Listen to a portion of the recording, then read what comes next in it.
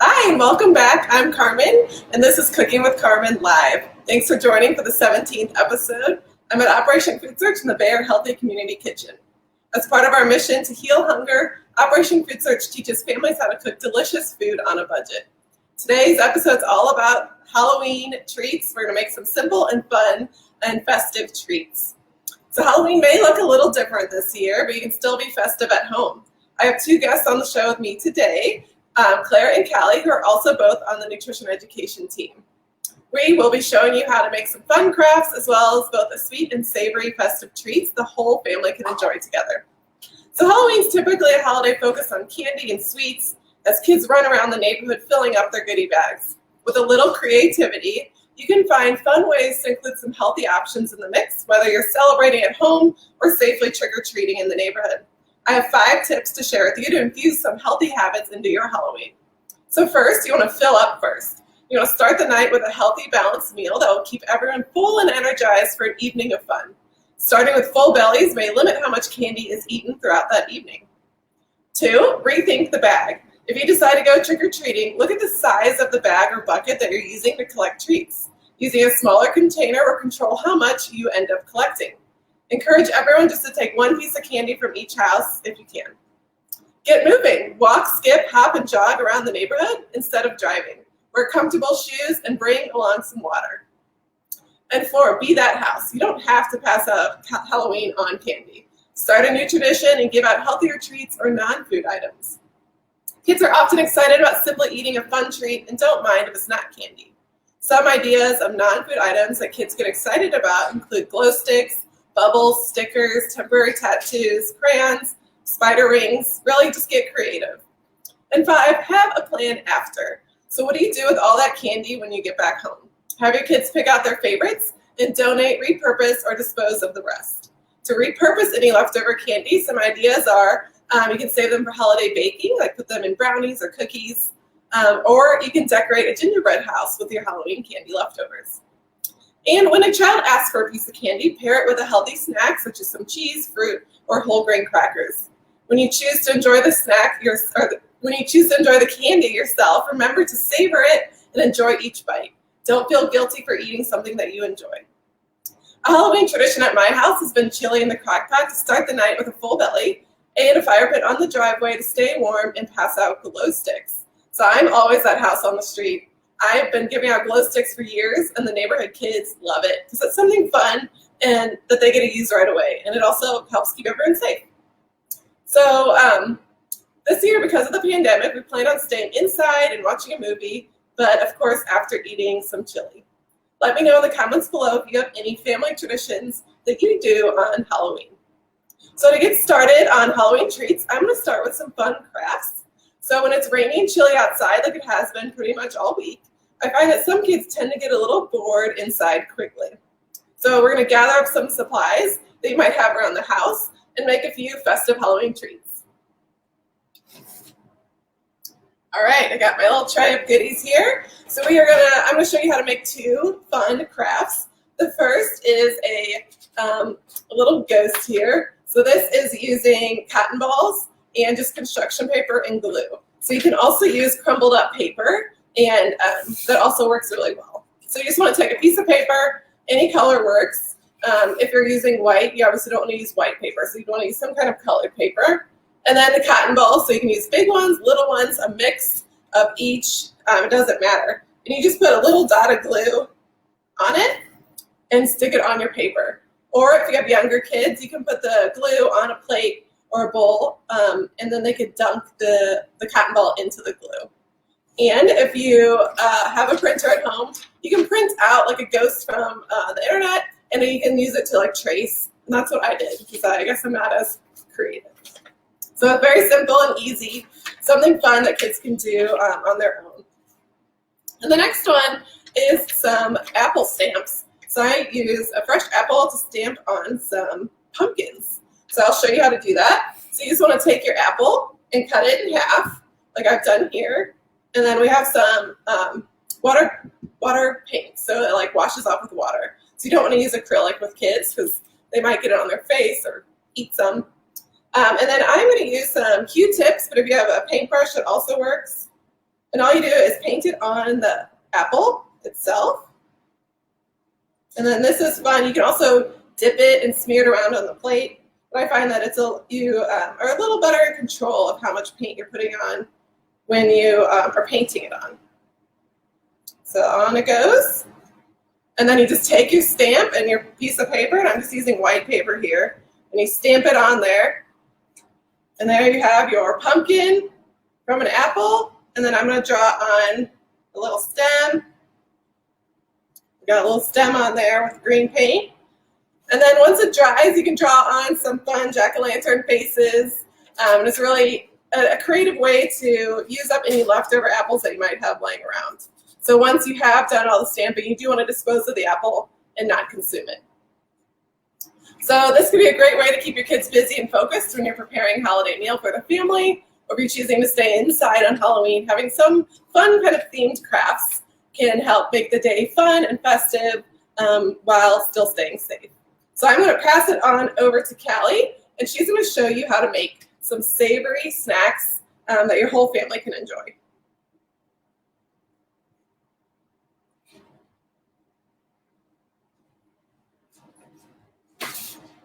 Hello everyone, my name's Callie and I'm a mushroom today.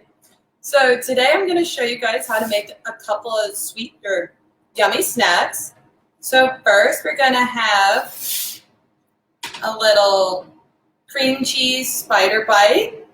So to begin on that, what you're going to need is some crackers, some cream cheese, some pretzel sticks, and either dried cranberries or dried raisins or anything small for eyes. And you also might want some spices to add some flavor to your cream cheese. So to begin, you take one cracker and put a little bit of cream cheese on there. You want to be a little generous so your pretzel sticks can stick on. And this is a great step to involve the kids if they want to help make these snacks. It's pretty safe. You can use a spoon if you want to avoid a knife. And then you're going to take 3 pretzel sticks on one side and press them into the cream cheese. And then you're going to do the same thing on the other side. And these are going to be our spider legs. And once you have that step done, you'll top it with another cracker and just kind of squish down so it sticks really good, like that. And then for the last step, you're just going to put 2 tiny dots of cream cheese on the front. And one more. And this is where our spider eyes are going to go. And I'm using dried cranberries today, but you can use chocolate chips or you could do raisins, anything you want. And you just press them down on there, nice and good, and then you've got your little spider snack. All right. And then this one's kind of, you get creative with it. If you want something sweet, you can do cinnamon. So that's what I use today, cinnamon or pumpkin spice or nutmeg. But you want something a little bit more savory or spicy, you could do some chili powder, cayenne pepper, a little bagel, everything bagel seasoning. You can get really creative with it. So whatever you like, you can kind of mix it up if you have a few small bowls. So for our next recipe or a little Halloween treat, we're going to make ghost toast. So for this step, you're just going to need whole wheat bread, whatever type of bread you love. So we have whole wheat bread today. And then you need some marinara sauce or pizza sauce. And you just put a spoonful on top of your toast or your bread. And then spread it nicely so you can do a lot of marinara or just a little, whatever your preference is. And this recipe is also great for kids because it's super simple and they can help out at any of the steps. So make sure you got enough sauce on there. Cover all the edges. And then I'm using a slice of mozzarella today. And I'm going to tear it into like a ghost shape. But this step is, you can do it to your preference. If you don't like white cheese, you could do a pumpkin themed toast instead. So I'm going to put it on there, just right on top of the marinara. And then for our toppings today, we're going to use 2 sliced olives for the ghost eyes, but you could get creative and use bell peppers or mushrooms or anything that your kids like or you like. And then you can just pop that into the oven until the cheese melts, and you'll have a lovely little ghost toast. All right. And that is all I have today, and I'm going to pass it over to Claire, and she's going to have some yummy treats to make too.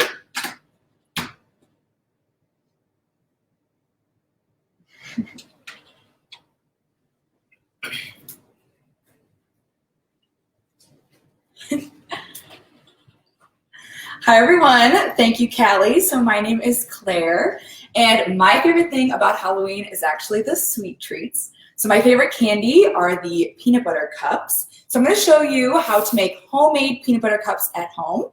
This is a really great recipe if you have kids or yourself, if you have allergies, maybe to peanuts. So you can do this recipe with any type of nut butter that you like. So we're going to get started.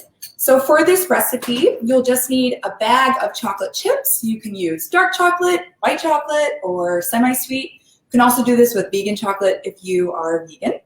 And what I've done is I've melted it over a double boiler, but you can do this in the microwave as well.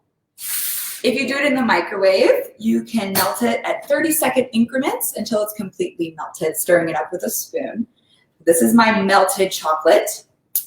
And then what you're going to need is some type of muffin tin or muffin pan. So this is a mini muffin tin. I like this because you can kind of portion them into smaller sizes. You can also do this with a larger muffin tin as well. If you have any like Halloween shaped muffin tins, that could be really fun as well, because we all know that the peanut butter cups that are shaped like pumpkins or Christmas trees, those taste better. So we're gonna use a mini muffin tin today. This is nonstick. If you don't have a nonstick, you can definitely do this with a plain muffin tin pan, but just use some muffin liners. So I've got my chocolate here, and what we're gonna do is we're gonna create our chocolate base. So this is completely melted, and I'm just gonna use our regular spoon to kind of plop about a half a tablespoon onto the bottom of my tins. And this will make about 12 to 15 cups, peanut butter cups. So I'm just creating my base down at the bottom. And then you can also use your spoon to kind of help bring it up the sides a little bit. The more you bring it up the sides, the less likely you'll be able to see peanut butter from the outside. But if you can still see peanut butter, it's still gonna taste delicious, and it's homemade. So we're just plopping down our chocolate. Now, my next step is completely optional, but I like to throw mine into the freezer for like 10 seconds, or sorry, 10 to 15 minutes, not 10 seconds. And that's gonna freeze that bottom layer so that when we put our peanut butter on, it's not going to sink down. So I'm gonna stick this in the freezer.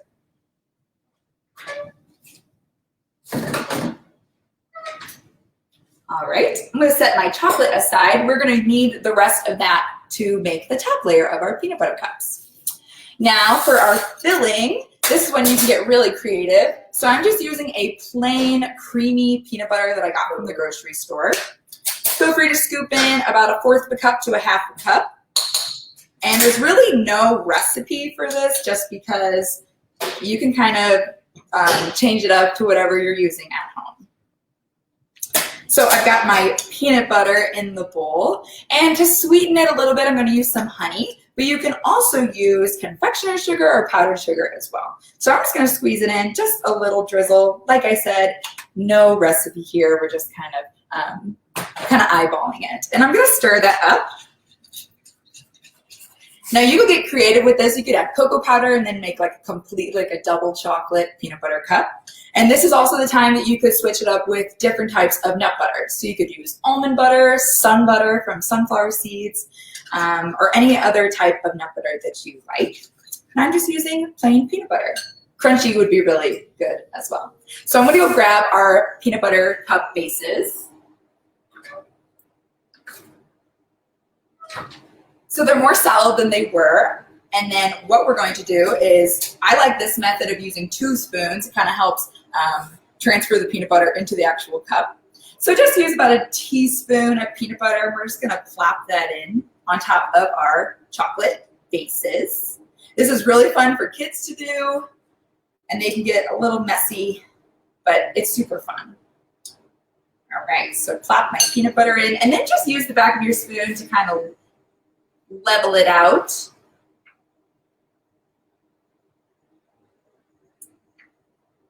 All right. Set that aside, and then we're going to use the rest of our melted chocolate. And if it starts to harden up on you, that's okay. You just put it back in the microwave until it's completely melted again. And then we're going to use our spoon again and plop on the top. And I like this part because you can kind of swirl the top a little bit to kind of get that peanut butter cup effect. If you use muffin liners, that's what's going to give you that ridged side. All right. Yum. You could do this with white chocolate if you wanted to kind of have a white chocolate peanut butter cup. All right, I'm swirling my top, and then I'm going to stick these in the freezer. And you're going to put these in the freezer for about 1 to 2 hours. They can stay in there overnight as well. And I'm going to get the finished ones.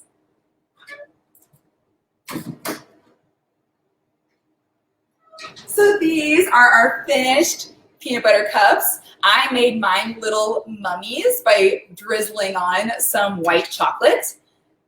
And this is what they look like. You could keep these in the freezer or keep them in the fridge, but they'll last all Halloween week if you keep them in an airtight container. So if you're not a fan of peanut butter cups or even candy, we've got some healthier sweet treats that are very on theme, very spooky. Look at these. So what I've done is I've just created a fun fruit platter of Halloween themed treats. So these are just clementines that we peeled and put a little celery stick on top to be our pumpkin. We've created clementine jack-o'-lanterns. So I just used a permanent marker or a food safe pen that you could use to draw a little jack-o'-lantern onto a clementine. This would be really fun to hand out to kids.